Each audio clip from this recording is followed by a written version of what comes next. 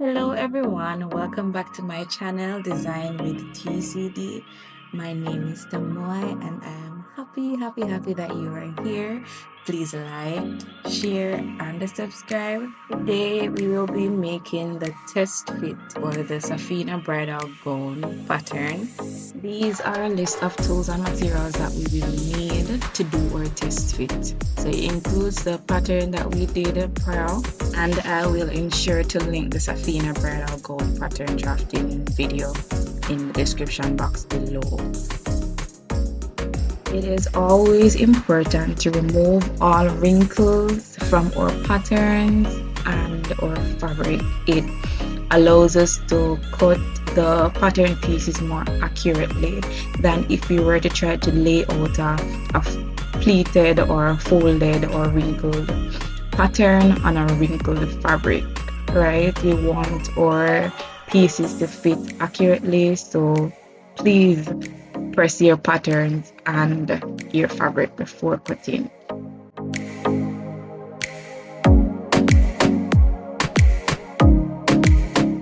And I know that it might take a while to remove the major wrinkles out of the fabric, but I learned that the iron is my best friend. If you want to have an outfit at the end of the day that looks professional and well made, the iron is your best friend. The iron will be the difference between a homemade look and a professional look. So press your fabric. For my test fit fabric, I'm using fabric that I have here at home. So it is a Dacronon cotton, which is 45-inch wide. And because of the hem of the skirt, I had to use a crosswise grain, right? And you should follow the grain line of your pattern pieces. If it's placed on fold, you place it on fold, right? And if it's a straight grain, you ensure that you measure from the edge of the fabric, the straight edge of the fabric, inward to the grain line to ensure that the grain on the pattern is on the grain of the fabric. I'm not sure if you understand what I'm saying, but if you do not understand, you can comment and I will try to explain a bit further in another video or by commenting. Another thing to note is that you should cut all pieces on the grain that you start with. So if you start on the crosswise grain, ensure to continue on the crosswise grain. Don't switch to straight grain unless the pattern asks for that. Do not cut it on the bias on the diagonal grain unless the pattern asks for the diagonal grain. And don't get me wrong, if the pattern could fit on the straight grain, I would have placed all of them that way because that is the universal way of placing fabric on the straight grain. But because my fabric was not wide enough, I opted to place it on the crosswise grain. So if your fabric can fit the patterns on the straight grain, place it that way. Okay, if not, then you can do it on the crosswise grain. It is important to notch your pattern pieces or put snips within the seam allowance, not through the seam allowance, within the seam allowance, right? To help you to match the pattern pieces properly and so that you don't necessarily need to mark on your garment, right? Because if it's a white fabric that you're using to make an actual garment, you don't want to put some markings on it that will show on the outside. So use notches as best as possible.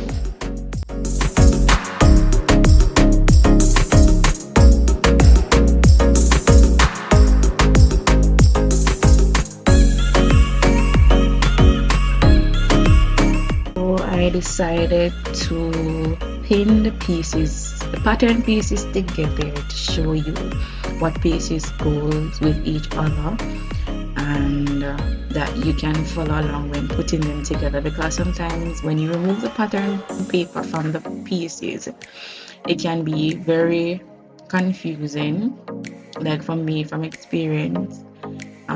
it's best if I remove the patterns and then pin them together. So when I go to the machine, I know exactly where to stitch because they're already together, if you understand what I mean.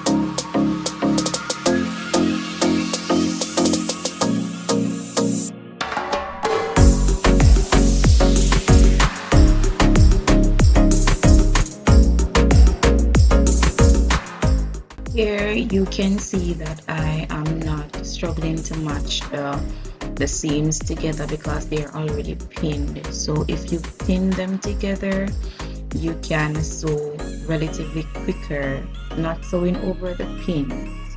I do that sometimes and I regret it, and I still do it other times.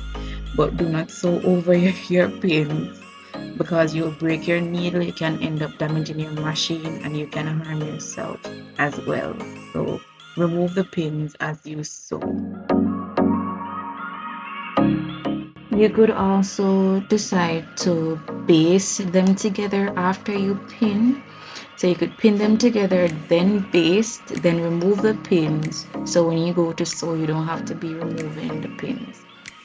Yes, I'm guessing that you understand what I just said. So I will do that probably on the actual garment. Not necessarily, don't hold me to it. But if it comes to that, then I will do it.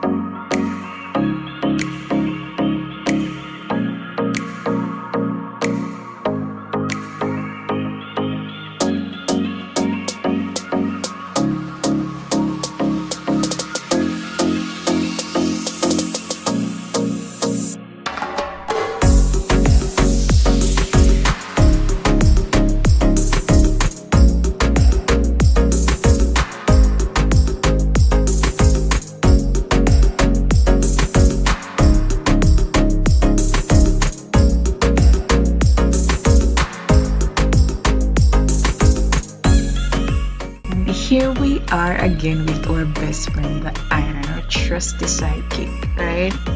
So for a good neat finish, we need to press, right? Whether it's pressing the seam to one side, busting the seam, which is pressing it open, whatever it is, we need to ensure that we are continuously pressing, steaming at intervals during our construction process, right? So I'm taking the time here to bust my seams, to press them properly so that I can see how the seams will lay when I'm actually doing the construction process of the actual gown, right? So I will do these same steps basically. I will do a French seam on the sleeve, however, because I'm guessing I will do it out of tulle, however you pronounce it. I am Jamaican, I say tulle. Some persons might pronounce it as tulle, but I will make it out of tulle, so I don't want to see any serging on the inside because you know that it's see-through and I want to have a neat finish.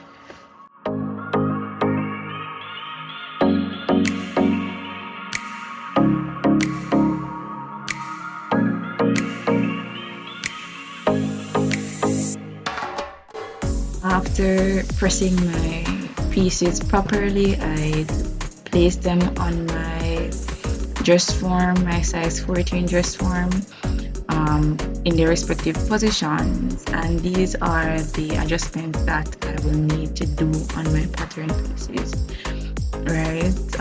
I said when I was drafting the pattern that all pattern pieces are subject to adjustment, so that's why we're doing the test fit to ensure that every kink is worked out so that we do not mess up our actual expensive fabric that we will use to make our gown. So we are able to see the errors in our patterns on the test fit rather than cutting the fresh pattern on our expensive fabric and spoiling it. We don't want to do that, guys. We don't have any money to waste, so we don't want to do that, but we are going to do our test fit and make adjustments accordingly.